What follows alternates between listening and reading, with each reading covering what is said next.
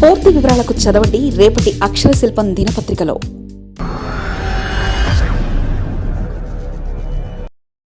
తెలంగాణ మహిళా ఓటు బ్యాంకుపై మహిళలు అత్యధికంగా వెన్నుదన్నుగా నిలిస్తే అధికారంలోకి రావడం ఎక్కడైనా సాధ్యమట తెలంగాణ సీఎం భావన ఇదే. తెలంగాణలో ఇప్పట్లో ఎన్నికలైతే లేవు. ఇక గ్రేటర్ హైదరాబాద్, ఇక ఇతర లోకల్ బాడీ ఎన్నికలు తప్ప మిగతావేవి కూడా కనుచూపు మేరల్లో లేవు. అయినప్పటికీ తెలంగాణ సీఎం రేవంత్ రెడ్డి మాత్రం ఎన్నికలకు సమాయత్తం అవుతున్నట్లే కనిపిస్తుంది. ముఖ్యంగా ఆయన ఎన్నికలకు ముందు ఇచ్చిన అన్ని హామీలు నెరవేర్చుకునే పనిలో పడ్డారు. ఏ హామీని కూడా నెరవేర్చకుండా ఉండకూడదని, ఎట్టి పరిస్థితుల్లో అన్ని హామీలు నెరవేర్చాలని ఆయన పూర్తిగా నిర్ణయించుకున్నారు. ఈ మేరకు ఆయన కార్యాచరణ కూడా అలాగే అమలవుతుంది. ముఖ్యంగా మహిళల విషయంలో ఆయన ఎక్కడ వెనక్కు తగ్గడం లేదు. మహిళలకు ఇచ్చిన ఏవైతే పథకాలుంటాయో వాటిని కూడా ఆయన పూర్తి చేస్తున్నారు. తాజాగా వచ్చిన ఒక పథకానికి సంబంధించి కూడా ఇదే ఆయన ఆచరించారు. తెలంగాణ ముఖ్యమంత్రి రేవంత్ రెడ్డి ఇప్పటి నుంచి ఎన్నికలకు సిద్ధమవుతున్నారని తెలుస్తుంది. ప్రజల మద్దతుతో మరోసారి అధికారంలోకి కాంగ్రెస్ పార్టీని తెచ్చేందుకు అవసరమైన చర్యలు 3 ఏళ్ల ముందు నుంచే ప్రారంభించాలని నిర్ణయించినట్లు కనబడుతుంది. ప్రధానమైన పంచాయతీ ఎన్నికలు, మున్సిపల్ ఎన్నికలు ముగిశాయి.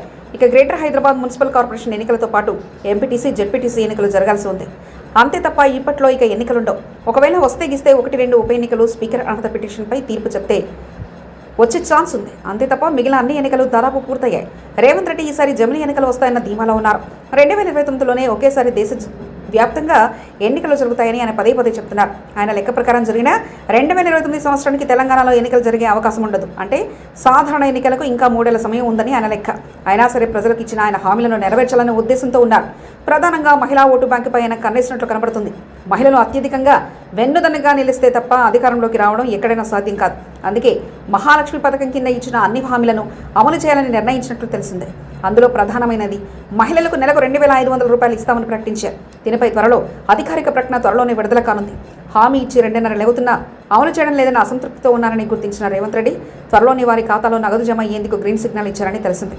అయితే ఈ పథకం కింద అర్హులు ఎంతమంది అన్న దానిపై లెక్క తేల్చాలని ఇప్పటికే ముఖ్యమంత్రి రేవంత్ రెడ్డి అధికారులను ఆదేశించినట్లు తెలిసింది.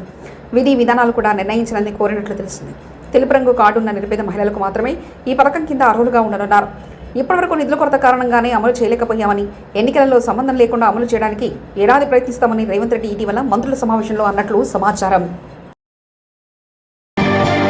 మరిన్ని కథనాల కోసం సబ్స్క్రైబ్ చేసుకోండి మీ అక్షర శిల్పం.